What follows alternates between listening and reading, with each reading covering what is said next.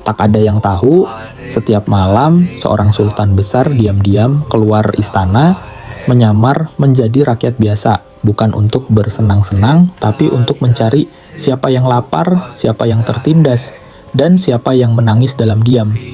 Hingga suatu malam, tangisan seorang anak kecil membuat sang sultan menangis, dan rahasia besarnya hampir terbongkar.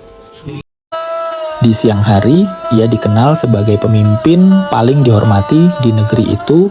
Istananya megah, tentaranya kuat, dan rakyat memanggilnya pemimpin kaum beriman. Tapi di balik kemewahan itu, hati sang sultan tidak pernah tenang.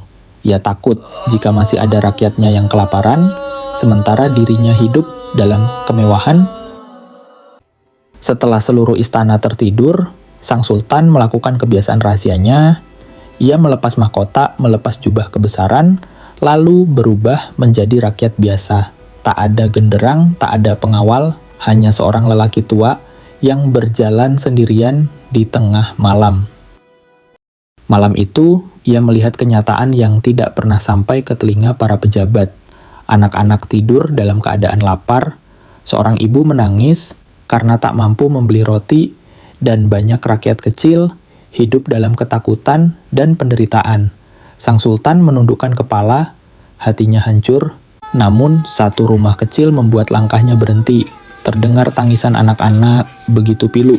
Sang sultan mendekat perlahan, lalu mendengar suara seorang ibu berkata, "Tidurlah anakku, makanan kita sebentar lagi matang." Tapi ketika sang sultan mengintip, ia terkejut, panci itu hanya berisi batu. Sang ibu merebus batu agar anak-anaknya percaya bahwa makanan sedang dimasak. Tubuh sang sultan gemetar, air matanya jatuh, ia berkata pelan, "Bagaimana aku akan menjawab ini di hadapan Allah?" Malam itu, sang sultan berlari menuju gudang makanan, dan tanpa menyuruh pelayan, ia memanggul sendiri karung gandum yang berat. Punggungnya hampir roboh, tapi ia terus berjalan. Di tengah perjalanan, seorang pengawal mengenali wajahnya. "Wahai Sultan, biar hamba saja yang membawa itu." Tapi sang sultan menolak, lalu berkata, "Apakah kau juga akan memikul dosa-dosaku di hari kiamat nanti?" Pengawal itu terdiam dan menangis.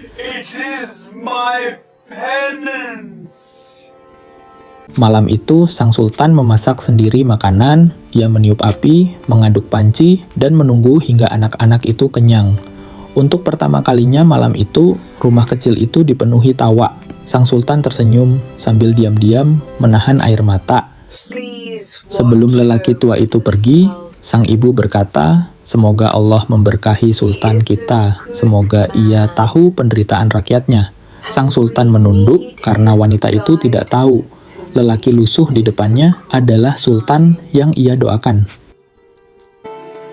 Pemimpin sejati bukanlah mereka yang duduk di singgasana, tapi mereka yang takut kepada Allah saat ada rakyat kecil yang menangis kelaparan.